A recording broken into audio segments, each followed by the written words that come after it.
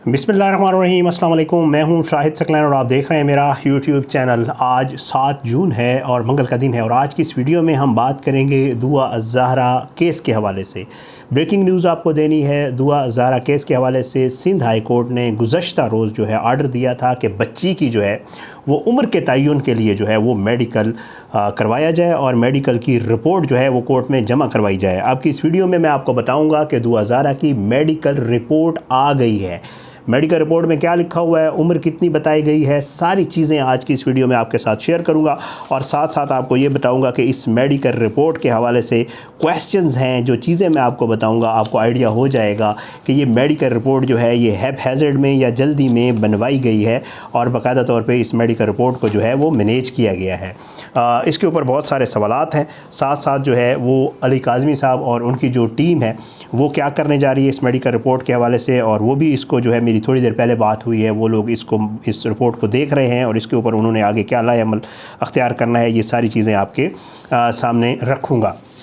गुज़श्ता रोज़ जो है वो आर्डर दिया गया था हाई कोर्ट की तरफ से कि जी मेडिकल करवाया जाए। मेडिकल करवाने के लिए जो है वो बाकायदा तौर पे जो है वो MLO गुज़श्ता रोज़ हुआ था और बच्ची को जो है वो शेल्टर होम मुंतकिल कर दिया गया था दुआ अज़्ज़हरा को।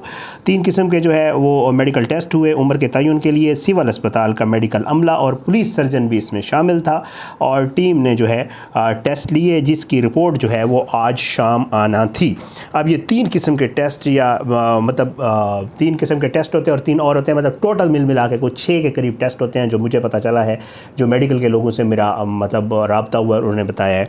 इसमें जो है वो उम्र के तयन के लिए एक तो रिब्स का टेस्ट होता है, पसलियों का टेस्ट लिया जाता है चेक करने के लिए कि उम्र क्या है। दूसरा टेस्ट बोन्स का होता है, हड्डियों का भी एक टेस्ट किया जाता है, उससे भी पता लगाया जाता है।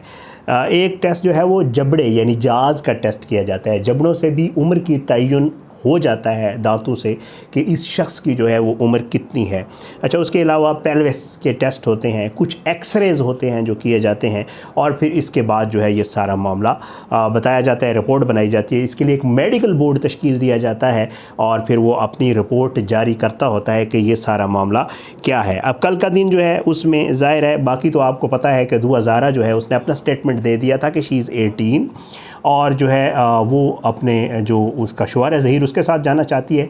लेकिन क्योंकि अली काज़मी साहब की तरफ से ये बाकायदा तौर पे कहा गया था कि जी ये अपना बच्ची जो है इसकी उम्र 14 साल से थोड़ी ऊपर है, तो क्योंकि एज वाला मसला हो रहा था तो इसकी वजह से मेडिकल करवाना बहुत ज़्यादा ज़रूरी था।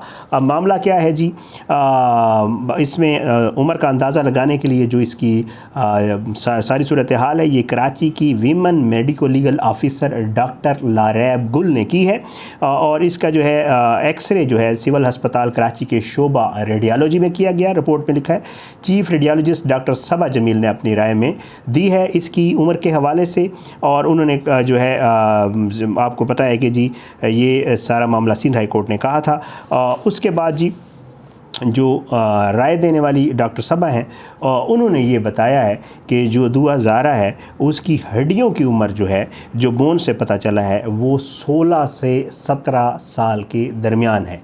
बिल्कुल उसी तरह जिस तरह निम्रा काज़मी की रिपोर्ट आई थी 16 से 17 साल, दुआ अज़्ज़हरा को भी ये बाकायदा तौर पे बताया गया कि आपने अपनी उम्र 16 से 17 साल बतानी है, क्योंकि निम्रा काज़मी के केस में जो है वो 16 से 17 साल उम्र आई थी तो उसके ऊपर हाई कोर्ट ने बाकायदा तौर पर निम्रा काज़मी जो है उसके हवाले से कह दिया था कि जी ठीक है, निम्रा जो है वो अपनी मर्ज़ी से शादी, इसकी उम्र इतनी है कि ये अपनी मर्ज़ी से अपने शौहर के साथ रह सकती है। तो बिल्कुल वही जो है मामला इधर भी किया गया है।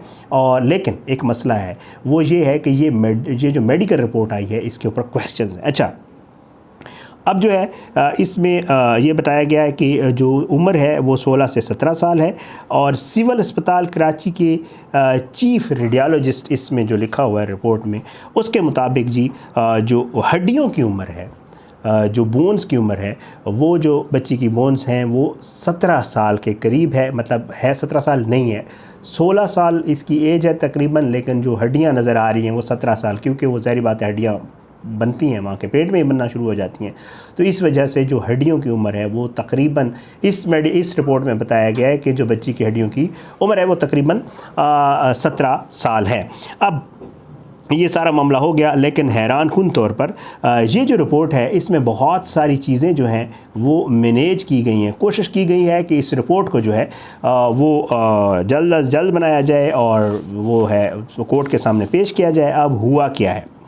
हुआ ये है कि जब भी अदालत किसी के मेडिकल का ऑर्डर करती है, ये SOPs होते हैं अदालतों के, कि जब भी मेडिकल का ये जो मेडिकल मामलात के हवाले से मैंने चेक किया है और जो कानून इसके हवाले से है उसके हवाले से, जब भी किसी शख्स की अगर उम्र का तयन ना हो रहा हो और उसके हवाले से मेडिकल की जो है वो डायरेक्शन दी जाए कोर्ट की तरफ से, तो उसमें बहुत सारी चीज़ें मद्देनज़र रखनी होती हैं। कुछ SOPs हैं जिनको फॉलो करना ज़रूरी होता है। SOPs क्या हैं जी?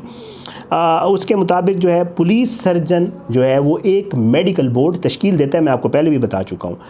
पुलिस सर्जन की निगरानी में उम्र की तशख़ीस के लिए मेडिकल बोर्ड तश्कील दिया जाता है, जिसके मेंबरान में रेडियोलॉजिस्ट और एग्ज़ामिनिंग मेडिको लीगल ऑफिसर भी शामिल होते हैं। ये SOPs हैं। अब दुआ ज़ारा की उम्र के तयन के लिए मेडिकल बोर्ड तश्कील नहीं दिया गया, पहले SOP की इधर ही वायलेशन हो गई। इसका मतलब है कि ये मामला जो है उस तरह नहीं है। साथ में जो ये सारा काम किया है माशाअल्लाह, वो सबसे जो जूनियर ऑफिसर थी, MLO थी, उसको दुआ ज़ारा की उम्र के तयन का काम सौंपा गया। दूसरी वायलेशन, सीनियर की जगह जूनियर मेडिकल बोर्ड तश्कील दिया जाता है, मेडिकल बोर्ड तश्कील नहीं दिया गया। ये दूसरी इसमें खामी। अच्छा, जो पुलिस सर्जन H सर्टिफिकेट होता है, PSAC जिसे कहते हैं, इसका मतलब ये होता है कि ये सनद पुलिस के सर्जन की तरफ से जारी की गई है। मतलब इसमें जो पुलिस का सीनियर सर्जन होता है वो जारी करता है, मेडिको लीगल ऑफिसर की जानिब से नहीं, सर्जन की तरफ से मेडिको, क्योंकि इधर तो मेडिको लीगल वाला मामला आ गया। इसके अलावा ना सिर्फ जारी की गई सनद पुलिस सर्जन की गैर मौजूदगी में बनाई गई, ये पता चला है कि इसके जो है जो सर्जन है वो मौजूद ही नहीं था, ये मेडिको लीगल अफसर ने बनाई है, सर्जन मौजूद नहीं था, बल्कि इस पर पुलिस सर्जन के दस्तखत भी मौजूद नहीं है। ये जो रिपोर्ट बनाई गई है इस पर पुलिस सर्जन के दस्तखत भी नहीं है। तो ये वो SOPs हैं जिनका होना किसी भी उम्र के तयन के लिए ज़रूरी है। अब हैरान कुन तौर पर ये सारे SOPs इसमें फ़ॉलो ही नहीं किए गए। और इसी तरह निम्रा की, जैसे अब मैंने निम्रा वाली वो सर्टिफिकेट देखी नहीं है, क्योंकि निम्रा की सर्टिफिकेट देखते तो वो भी हो सकता है वो भी उन्होंने उधर से ही करवाई है और इसी तरह की कुछ चीज़ें उसमें हूँ। लेकिन ये वाली जो मेडिकल सर्टिफिकेट है इसके हवाले से जितनी भी बात हुई है उसमें यही है कि ये वाले SOPs इसमें फॉलो नहीं किए गए।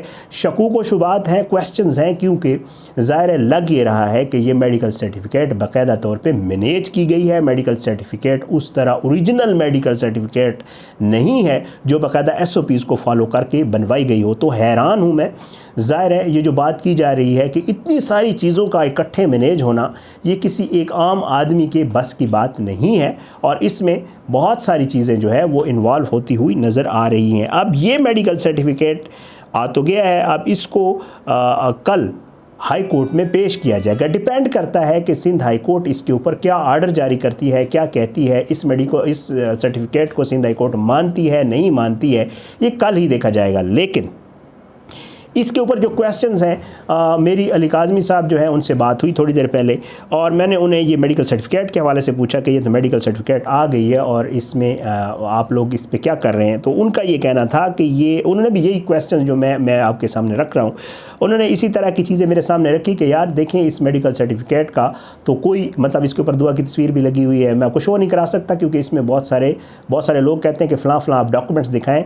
होता ये है कि जब आप यूट्यूब पर डॉक्यूमेंट्स लगाते हैं तो यूट्यूब की ये वायलेशन होती है, आप किसी की प्राइवेट चीज़ किसी को शो नहीं करवा सकते होते। मेरे पास मौजूद है, अगर आप कहेंगे तो मैं आपको भेज भी दूंगा।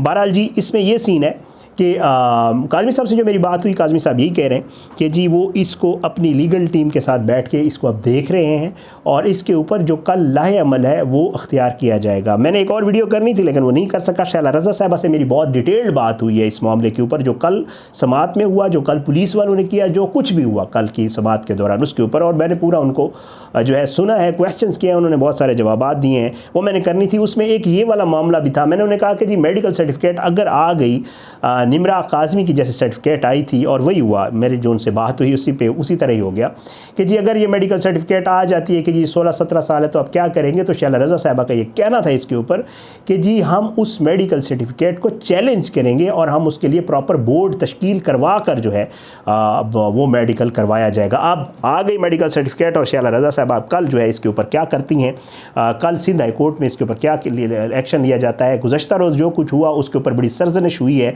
और कल जो है उम्मीद है कि जो सिंध हुकूमत की टीम भी होगी वो प्रॉपर तैयारी के साथ आएगी और किसी अच्छे नए अमल के साथ आएगी, उम्मीद यही कर रहा हूँ। बाकी जो है इंशाअल्लाह जो मज़ीद अपडेट्स होंगी कोशिश करूँगा कि अगली वीडियोज़ में आपके सामने रखूँ। आज की इस वीडियो से इतने, आने वाली किसी वीडियो तक ले इजाज़त है। अपनी दुआ में याद रखा करें, अल्लाह पाकिस्तान का हमें नासिर इसके खिलाफ साजिशें करने वालों को नाबूद करे, आमीन सुम्मा आमीन। अल्लाह ज़ालिमों को इबरत का निशान बनाए, मज़लूमों को इंसाफ मिले। अपनी दुआ में याद रखें, अगली वीडियो तक इजाज़त दें। पाकिस्तान जिंदाबाद, अल्लाह हाफ़िज़।